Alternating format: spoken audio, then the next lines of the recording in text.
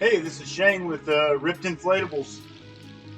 I just did something that Tom from Airtight Inflatables never recommended. I just 303'd my shredder. I think it was getting about time for it. It's about 8 years old. I really haven't touched it with 303, and I really haven't touched it except for installing a Wii handle for my little one, some rope loops for a dry bag, and of course the sports drink holder that I've created.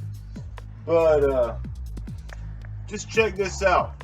I'm going to speed up this video. I took about half an hour.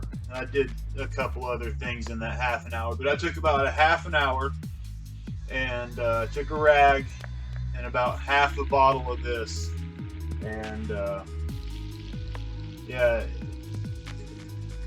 this stuff is I'm mixed about whether I like it or not.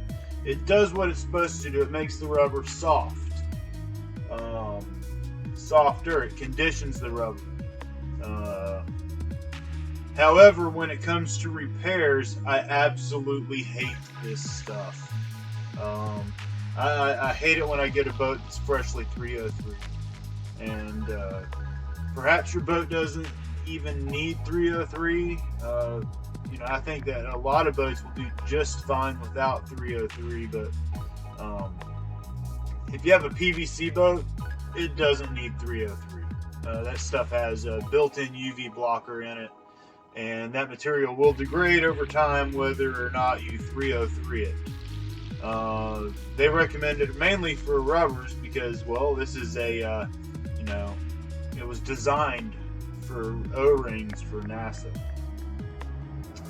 But they say to put it on your rubber stuff. They say to put it on your gaskets, and truly, I do notice a difference when I 303 my gaskets and I put them on.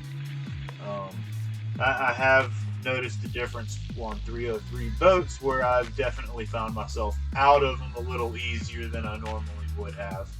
I'm doing this in February. It's the middle of February, and I really don't plan on using this boat for a couple months. When we go to use this boat, it's still going to be slick. The first couple uses, it's definitely going to have a sheen on it. It's definitely going to be a little slipperier than normal.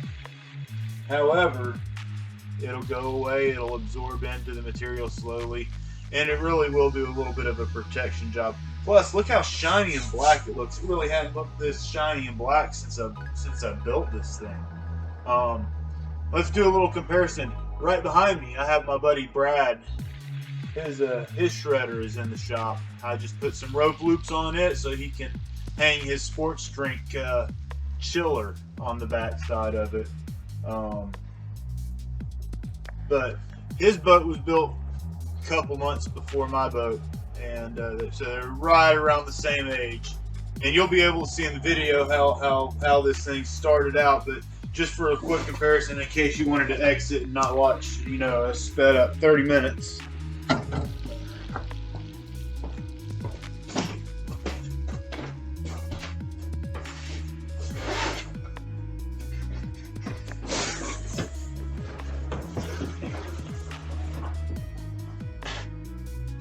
Dull. The material still feels fine. It's only 8 years old. But definitely looks a lot different. So that's about 8 years without having to put 303 on my boat. And I really don't know if I needed to. I don't know if it's going to help in the long run or hurt it in the long run. I don't know. Maybe if something doesn't happen to this boat, and I know a couple others that were built around the same time as mine, and something happens to my boat, I'll let you know. But I really don't think there's a problem with 303ing it unless you're going to be repairing it soon. If you got some repair work that's needed, skip the 303. It's not going to do much for you. It's mainly just to help keep that rubber conditioned. So enjoy the montage or time lapse. That's the correct word. And thanks for checking it out. Hit that subscribe button. Yeah, please do. I'm going to try and put out more and more. This one's going to be really quick. I have others in the works. Thanks, guys.